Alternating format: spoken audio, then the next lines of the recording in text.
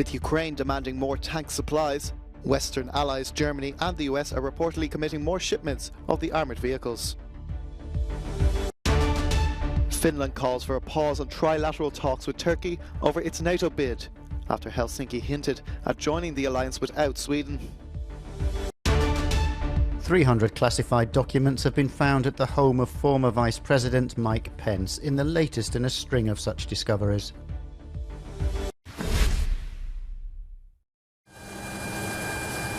As international reluctance to send military artillery to the war begins to erode, it's reported that US President Joe Biden's administration is poised to approve sending M1 Abrams tanks to Ukraine.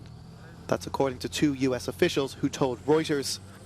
But the White House and the Pentagon both declined to confirm that these high-tech armoured vehicles would be sent. I have nothing to announce today in terms of the M1s. I think, as we've said all along, we continue to have a very robust dialogue with Ukraine and our international allies and partners to focus on what their immediate battlefield needs are now in the near term.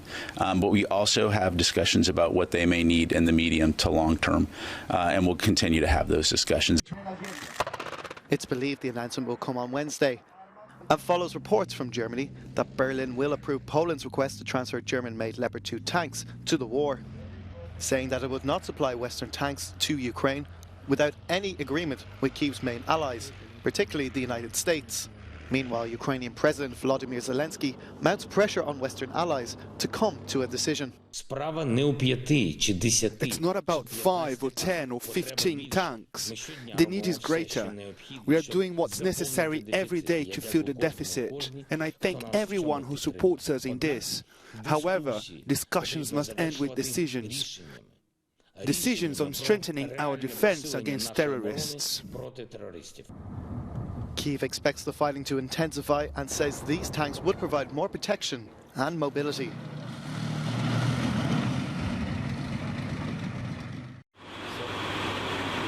Finland's president is calling for a pause on trilateral talks with Turkey over its NATO bid together with Sweden. It's after the Finnish foreign minister said Helsinki was thinking about joining the military alliance without Stockholm, according to the Washington Post. The announcement also follows Turkey's move to stall Sweden's bid over several issues, not least the latest protest in the Swedish capital, which saw a Koran being burnt. The latest hold-up raises doubts about the two Nordic nations becoming NATO members together. I want to urge for calm in this process because I want to return to functioning talks on the issues where we agreed that we have made progress. Sweden, Finland and Turkey have a trilateral agreement and it's going well. It's quite obvious that we have different legislation in our countries. I think, as someone said, I would have two thoughts in my head. We are fully committed to Swedish freedom of expression, and we are very keen to complete NATO membership together with Finland. Both Sweden and Finland launched their bid to join NATO when Russia invaded Ukraine nearly a year ago. But protests in Sweden and Turkey's persistence that Stockholm should distance itself from the Kurdish Workers' Party are stalling progress.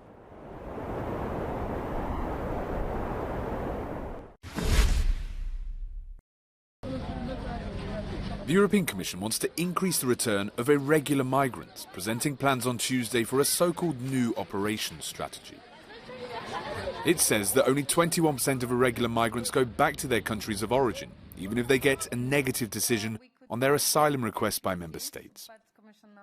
It's necessary that immediately after, member states need to do the readmission request for that country, so that they can have the decision, so that we can actually fly these people back to the country of origin.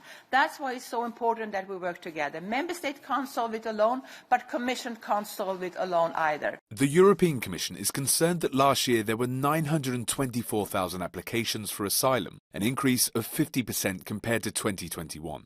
The countries with the highest number of requests were France, Germany, Spain and Austria.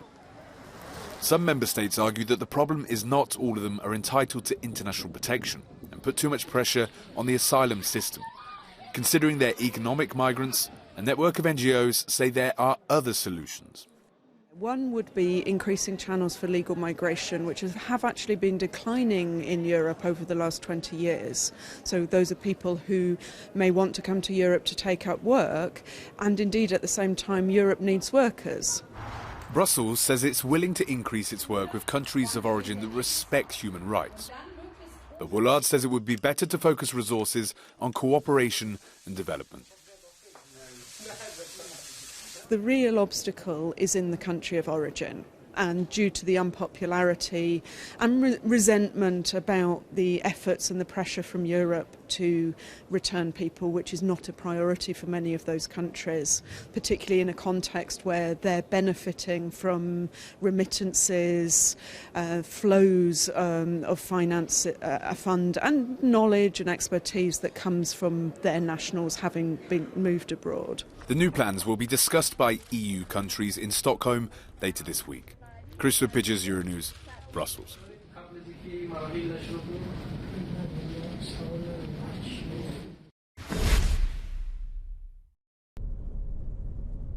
War in space is inching closer, with attacks and cyber attacks on satellites increasing, something the EU's top diplomat says is a serious cause for concern. Speaking at the opening of the European Space Conference in Brussels on Tuesday, Josep Borrell said that one of those attacks was a clear sign of the start of Russia's invasion of Ukraine.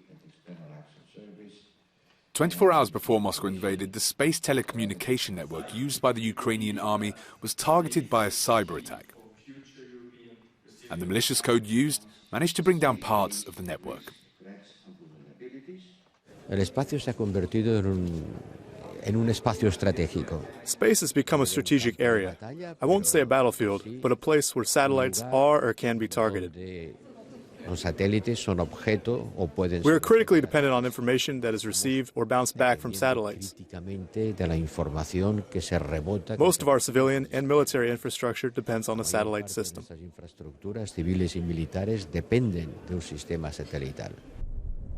According to Borrell, there are 5,500 satellites currently in orbit, with around 10% used by the world's military. And space is now defined as a key area by the world's largest military alliance, NATO. Risks could also come from the physical destruction of satellites. Russia recently destroyed one of its satellites with a ground-launched missile. If it did it to one of its own satellites, it can do it to any other satellite tomorrow. So, we have to be concerned about the safety of what we put up in space.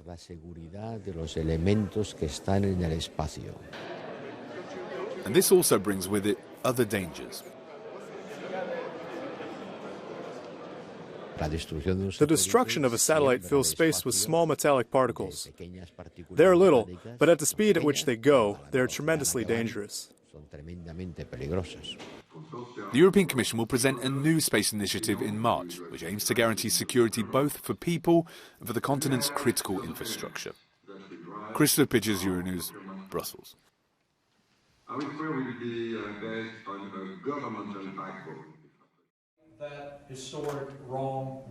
Around 300 classified documents have been discovered in former Vice President Mike Pence's Indiana home.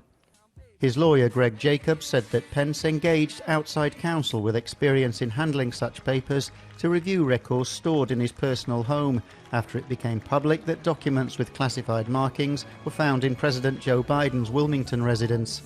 Jacobs said it was a small number. The White House refused to comment.